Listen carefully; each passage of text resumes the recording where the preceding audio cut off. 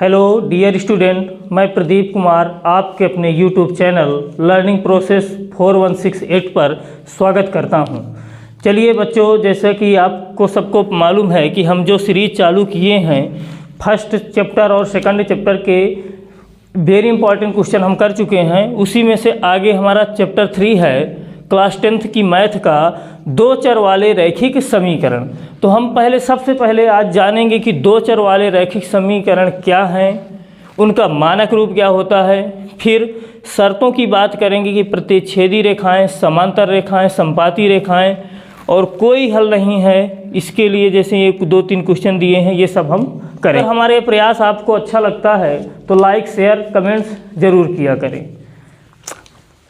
तो चैप्टर का नाम क्या है? दो चर वाले रैखिक समीकरण। दो चर वाले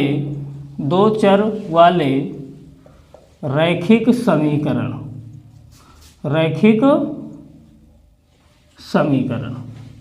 दो चर वाले रैखिक समीकरण। आखिर हम पहले जानेंगे कि दो चर वाले रैखिक समीकरण क्या होते हैं। ठीक,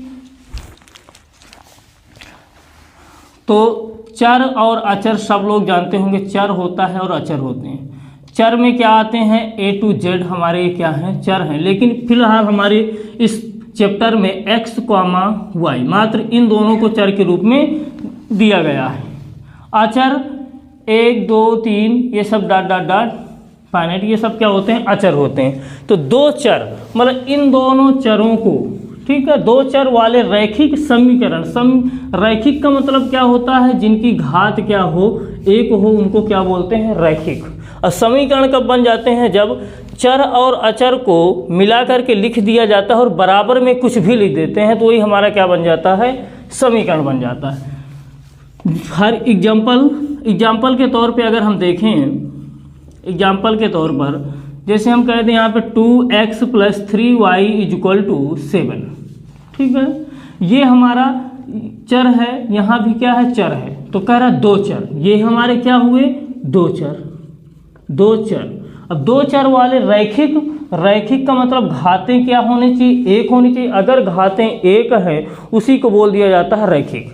तो दो चर वाले रैखिक समीकरण बराबर में कुछ भी लिख दो तो फिर हमारा वो क्या बन जाता है? समीकरण बन जाता है। तो ये हमारा क्या है? दो चर वाला रैखिक समीकरण। ठीक, इसी को हम इस तरह से लिख सकते हैं 2x + 3y - 7 = 0। तो ये भी हमारा क्या है? एक वही समीकरण है। इसको हमने क्या किए हैं? पक्षांतर कर लिए। ठीक है, तो हमने जाना कि दो चर वाले रैखिक समीकरण क्या होते हैं। दो चर रहेंगे x, y। जैसे x, y हमारे दिख रहे हैं, ये हमारे क्या हो गए? दो चर। रैखिक कैसे हो जाएंगे? घातें एक लगी इसलिए रैखिक। और समीकरण यही हमारा बराबर में कुछ लिख दो, दो चरों को मिलाकर के बराबर में अगर कुछ भी लिख दिया जाता है, वही हमारा क्या हो जाते हैं? दो चर वाले रैखिक समीकरण बन जाते हैं। फिर इसके बाद हमारा आता है मानक रूप, और ये सीरीज हम लगभग चालू ही रखेंगे। जैसे हमारे चैप्टर वाइज इम्पॉर्टेंट क्वेश्चन और कॉन्सेप्ट ये क्लियर हो जाएंगे, इसके बाद हम क्या करेंगे? मॉडल पेपर स्टार्ट कर देंगे। और ये हमारे लिए बहुत ही यूजफुल रहेगा। जो भी बच्चे इसको देखेंगे उनको जो है इन्हीं कॉन्सेप्ट और इन्हीं क्वेश्चनों के साथ वहाँ पे मिलेंगे। तो अब जानते हैं मानक रूप क्या होता है। मानक रूप दो चर वाले रैखिक समीकरणों का मानक रूप क्या होता है? मानक रूप में जैसे हमारा ये एक समीकरण है, तो a1x + b1y + c1 = 0। जिस तरह का ये समीकरण लिखा हुआ है उसी तरह का हम समीकरण जो बना, मतलब इसी तरह का जो भी समीकरण बना है ये इस रूप का है। तो इसका ये मानक रूप है। ये क्या है? मानक रूप है। सेम इसकी कंडीशन में होना चाहिए, वही हमारा क्या है? मानक रूप। तो हमारे दो चर वाले रैखिक समीकरण दो दिए रहेंगे, तो इसलिए a1x + b1y + c1 = 0 तथा a2x + b2y + c2 = 0 ये दो चर ये क्या हो गए, ये एक समीकरण का मानक रूप है, ये दूसरे का। जैसे दो समीकरण हमें किसी भी क्वेश्चन में दिए रहेंगे तो उन्हीं के क्या हैं, ये मानक रूप हैं। ठीक है, तो मानक रूप हमें अच्छे से याद रखना है कि a1x plus b1y plus c1 equal to 0, a2x plus b2y plus c2 equal to 0, ये हमारे मानक रूप होते हैं। ठीक, फिर आ जाते हैं जो वेरी वेरी मोस्ट इम्पॉर्टेंट को, यहाँ से क्वेश्चन 100 to 100% बनते हैं। अगर इस चीज़ को हमने समझ लिया तो यहाँ से कोई भी क्वेश्चन हमारा गलत नहीं होगा और इससे बाहर कुछ भी नहीं आएगा। ये वादे के साथ कहते हैं कि इनसे बाहर हमारे जो भी क्वेश्चन बनेंगे, इनमें सारे क्वेश्चनों को मैं अभी ही बताए दे रहा हूँ। तो ये चीज़ हम समझ चुके हैं। अब हमें डालना है शर्तें, जैसे प्रतिच्छेदी रेखाएं क्या हैं।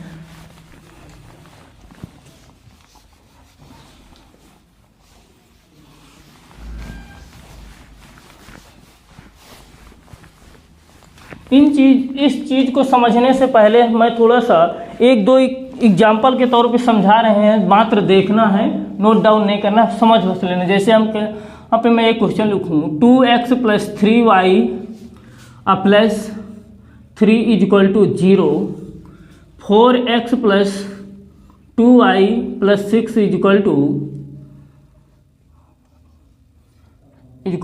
0। ये हमारे दो इक्वेशन दिए हैं। अब अगर हम इसमें बोल दें कि a1 b1 c1 की वैल्यू बताओ, a2 b2 c2 की, वो कैसे निकालेंगे। तो अभी हमने जाना कि मानक रूप क्या होता है, दो चर वाले रैखिक समीकरण का मानक रूप क्या होता है। तो व्यापक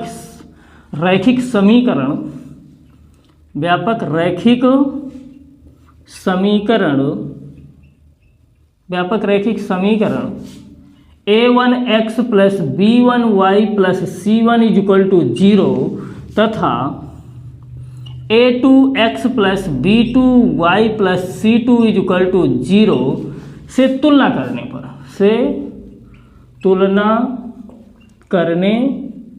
पर जैसे हम इनसे तुलना करेंगे तो समीकरण जो एक की वैल्यू होती हैं वो सब a1 b1 c1, जैसे जहाँ पे जिस स्थान पे दिख रहे हैं उन्हीं से उनकी तुलना कर लेना है। x वाले गुणांक की x के गुणांक से तुलना कर लो। तो a1 की वैल्यू कितनी है 2, b1 की वैल्यू कितनी है 3 और c1 की वैल्यू कितनी है 3। फिर दूसरे समीकरण में a2x plus b2y plus c2 equal to 0, तो x के गुणांक कितना है 4, तो a2 की वैल्यू कितनी है 4, b2 की वैल्यू कितनी है 2 और c2 की वैल्यू कितनी है 7। ये दो हमारे, जैसे हमने यहाँ से तुलना की है तो हमें a1 b1 c1, a2 b2 c2 ये चीज़ हमें आ जाते हैं।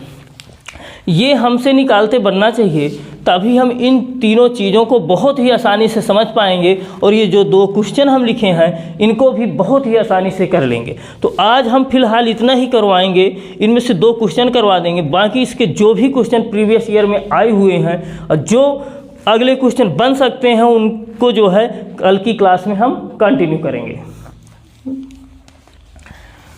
तो A1 ये हमें चीज़ें मालूम चल गई कि मतलब हमें A1 B1 C1 की वैल्यू कैसे निकालेंगे, A2 B2 C2 की वैल्यू कैसे निकालेंगे, ये चीज़ हमने जान लिया। अब इन्हीं चीज़ों से हमें ये कंडीशन आती हैं, शर्तें हैं। ठीक है, इन शर्तों को समझना बहुत ही बेहद ज़रूरी है। इन शर्तों को समझ लिए तो बहुत ही कमाल का इंटरेस्ट तुम्हारे अंदर आएगा और ये बहुत ही इंटरेस्टिंग भी हैं। इन चीज़ों को जैसे देखेंगे तुरंत हमारे दिमाग में क्लिक हो जाएगा कि नहीं ये चीज़ हमें करने को पूछ रहा है और ये चीज़ हमें कर देना है, तो आ जाएगा तुरंत। तो अब हम करते हैं शर्तें, इसको बढ़िया अच्छे से बना लेना है। जो आगे शर्तें हैं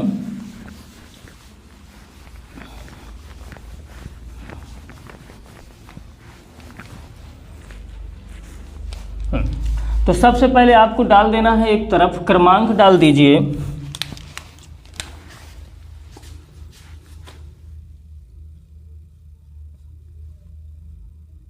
क्रमांक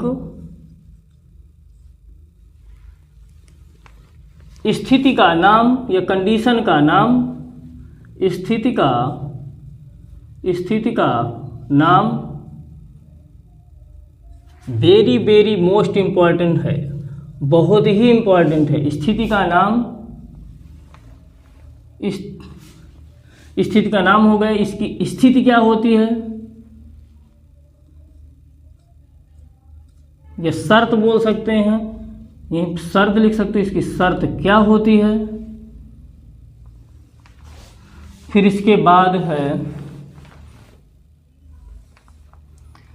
रेखाएं। ग्राफ में रेखाएं कैसी प्राप्त होती हैं। ग्राफ में ये चीज़ हमें अपनी जो है जिस तरह से मैं बनवा रहा हूँ इसी तरह से बना लेना है, इससे क्वेश्चन कोई भी बाहर से नहीं आएगा, इस चीज़ की गारंटी है। ग्राफ में रेखाएं कैसी प्राप्त होती हैं। ग्राफ में रेखाएं, और ऐसे में हमें ये सभी चीज़ें समझ में भी आ जाएंगी। और फिर हल, इनका हल भी कैसा होता है इस चीज़ को भी हम जानेंगे, क्योंकि क्वेश्चन कई प्रकार से घुमा करके पूछता है, इसलिए हमें जितनी प्रकार से क्वेश्चन पूछ सकता है जिससे तुम लोग गलती ना कर सको, उन सब चीज़ों को यहाँ पे मैं इंक्लूड करूँगा। जैसे पहली कंडीशन है, पहली कंडीशन का नाम है अद्वितीय हल। हालांकि ये नहीं है कि हमारे पहले ही नंबर पे अद्वितीय हल को बोलना है, यह है कि एक कंडीशन का नाम है अद्वितीय हल हो। अद्वितीय हल, इसमें क्या है, अद्वितीय हल की शर्त कैसी होती है या स्थिति कैसी होती है। A1 upon A2 does not equal B1 upon B2। इसकी ग्राफ में रेखाएं कैसी प्राप्त होती हैं, प्रतिच्छेद करती हुई रेखा। अभी हर चीज़ को समझाएंगे, मात्र इसको नोट डाउन कर लेना है। प्रतिच्छेद करती रेखाएं, करती हुई, प्रतिच्छेद करती हुई। इसका हल कैसा होता है, संगत हल होता है। इसका हल संगत होता है। ये पहली हमारी कंडीशन, जो भी इससे क्वेश्चन जितने भी बनने वाले सब है इसमें लिखा हुआ है। बस इन चीज़ों को समझने की आवश्यकता है, इन चीज़ों को हम समझ लेंगे, बस इससे क्वेश्चन गलत नहीं होगा। सेकंड स्थिति है हमारी, कोई भी हल ना हो, कोई भी हल ना हो, कोई भी हल ना हो,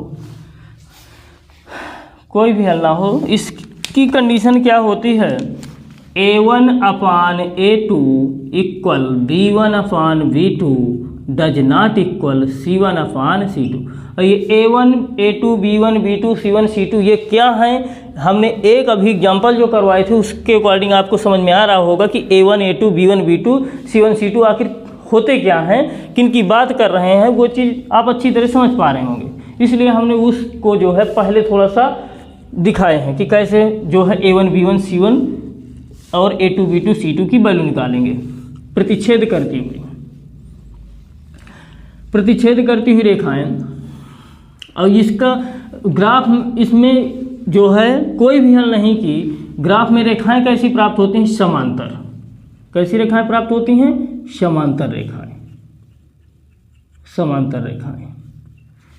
इसका हल कैसा होता है, असंगत होता है, असंगत। फिर तीसरी कंडीशन हमारी आती है,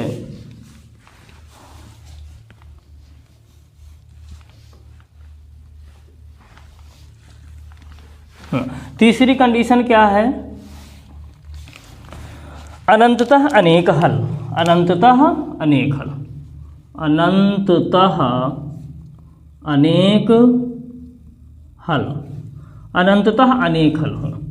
अनंततः अनेक हल हो, इसकी कंडीशन क्या है, सभी बराबर होते। इसमें देखा हमने कि ये कोई भी बराबर नहीं थे, इसमें ये दोनों बराबर थे, और इसमें तीनों बराबर हो जाएंगे। A1 अपान A2 इक्वल B1 अपान B2 इक्वल C1 अपान C2। इसकी रेखाएं कैसे प्राप्त होती हैं, संपाती, संपाती रेखा। ग्राफ में संपाती रेखाएं। ग्राफ हम नहीं बता रहे, ग्राफ सिलेबस से कट जो है हटा दिया गया इस वर्ष, इसलिए हम जो है ग्राफ को नहीं बता रहे हैं। संपाती रेखाएं, और इसका हल कैसा होता है, संगत, हल संगत होता है। अब इन जो भी यहाँ पे चीज़ें लिखी हैं इनको समझ लेते हैं। और तो ये तो देखो याद करने की, अद्वितीय हल हम बोलेंगे। अद्वितीय हल की कंडीशन क्या होती है, A1 upon A2 does not equal B1 upon B2। कोई भी हल नहीं कि A1 upon A2 equal B1 upon B2 does not equal C1 upon C2। अनंततः अनेक हल की A1 अपान A2 इक्वल B1 अपान B2 इक्वल C1 अपान C2। सभी जो है इसमें क्या होते हैं, बराबर होते हैं।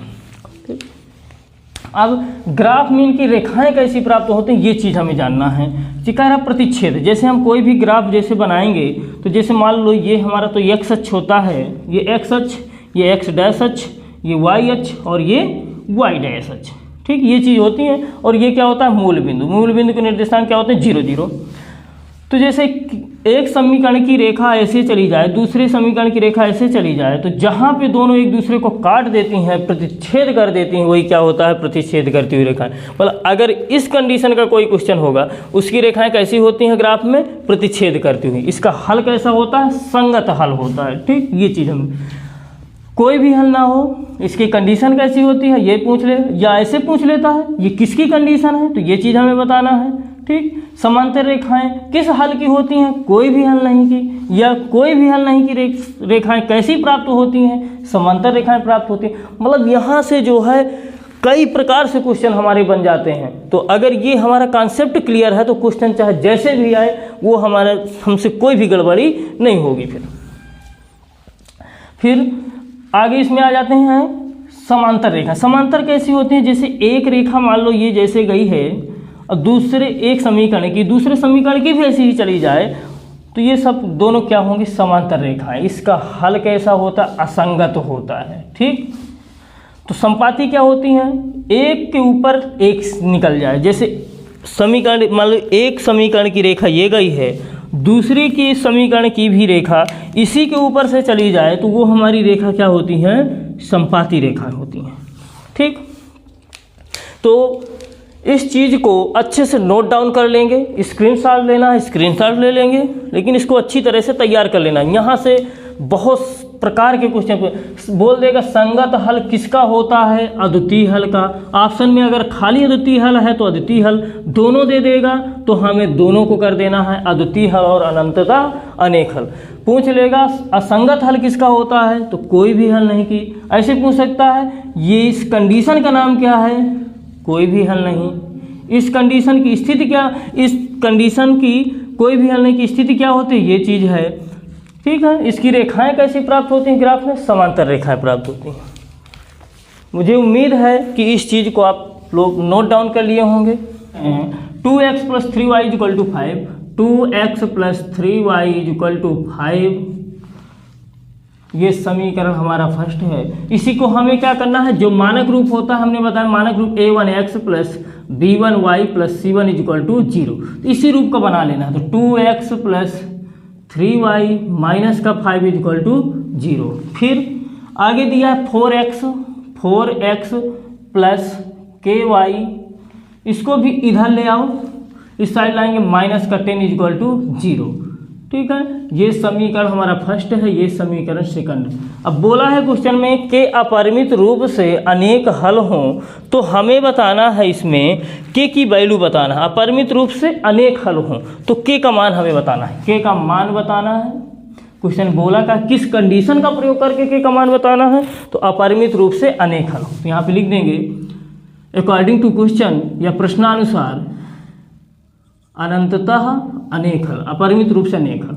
इसी का दूसरा, हाँ इस चीज़ को और नोट डाउन कर लेंगे, अनंततः अनेक हल को अपरिमित रूप से अनेक हल भी बोलते हैं। अपरिमित रूप से अनेक हल, अनेक हल हों, इस चीज़ को मतलब अनंततः अनेक हल को अपरिमित रूप से अनेक हल भी बोलते हैं। तो इस चीज़ को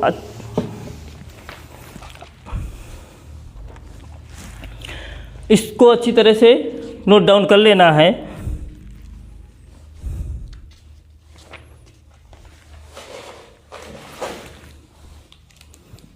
अब इसमें देखेंगे कि के का मान हमें बताना है। इसमें बोला है अपरिमित रूप से अनेक हल, तो लिख दो चूंकि अपरिमित रूप से अनेक हल, अपरिमित रूप से अनेक हल, अनेक हल हों, अपरिमित रूप से अनेक हल हों, इसके लिए कंडीशन क्या होती है।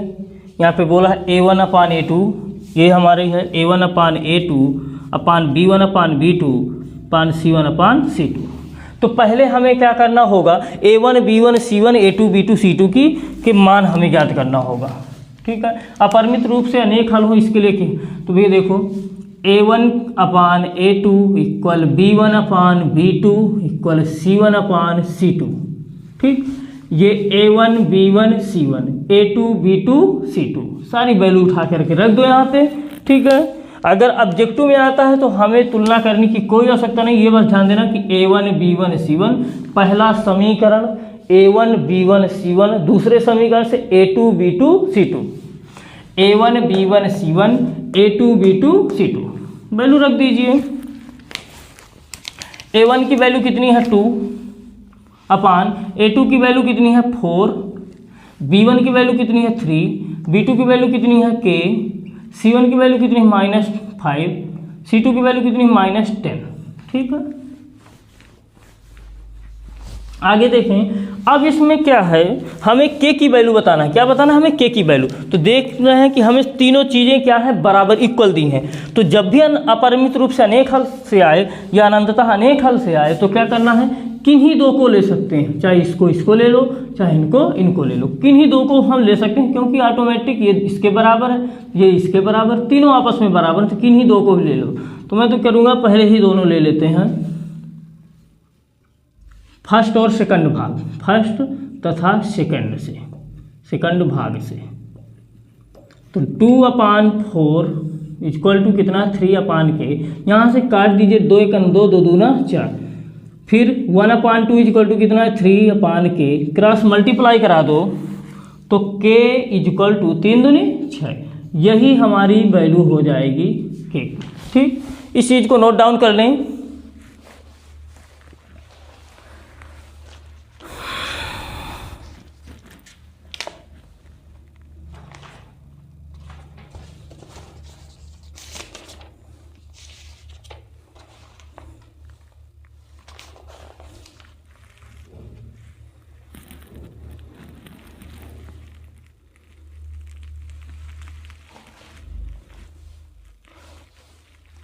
एक कुछ चलिए नोट डाउन कर लिए होंगे।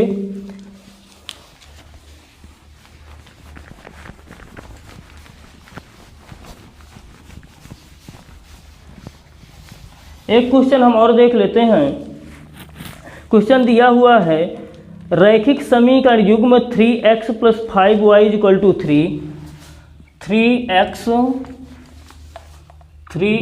+ 5y = 3, 3x + 5y = 3, 6x + ky = 8, 6x + ky = 8। ये हमारा दिया है।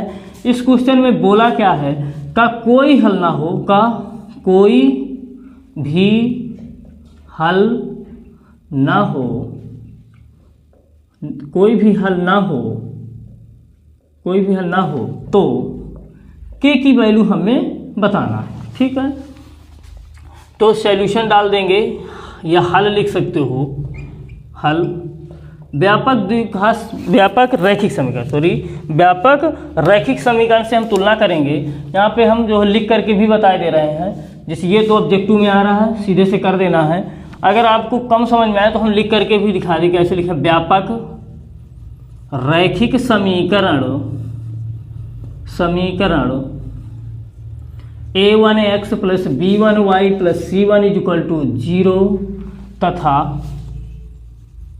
a2x + b2y + c2 = 0 से तुलना करने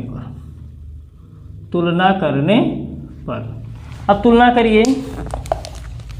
a1 की वैल्यू कितनी है बताए थे। पहला समीकरण क्या होता है हमारा, a1 b1 c1, दूसरा क्या होता है a2 b2 c2।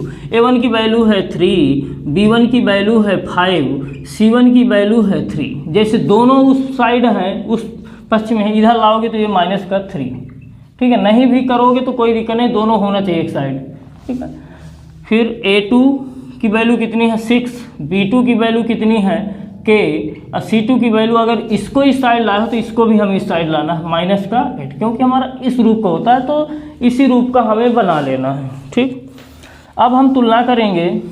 तुलना तो कर लिए, अब इसके बाद क्या करना है, हमें ध्यान देना है कि क्या बोला है क्वेश्चन में, का कोई हल ना हो।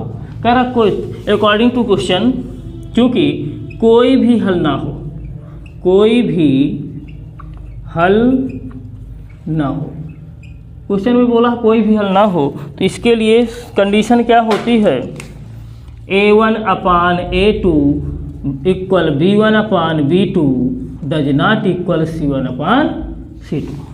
हम इन सब की वैल्यू रख दें, A1 की वैल्यू 3, A2 की वैल्यू 6, B1 की वैल्यू 5, B2 की value K does not equal -3 -8।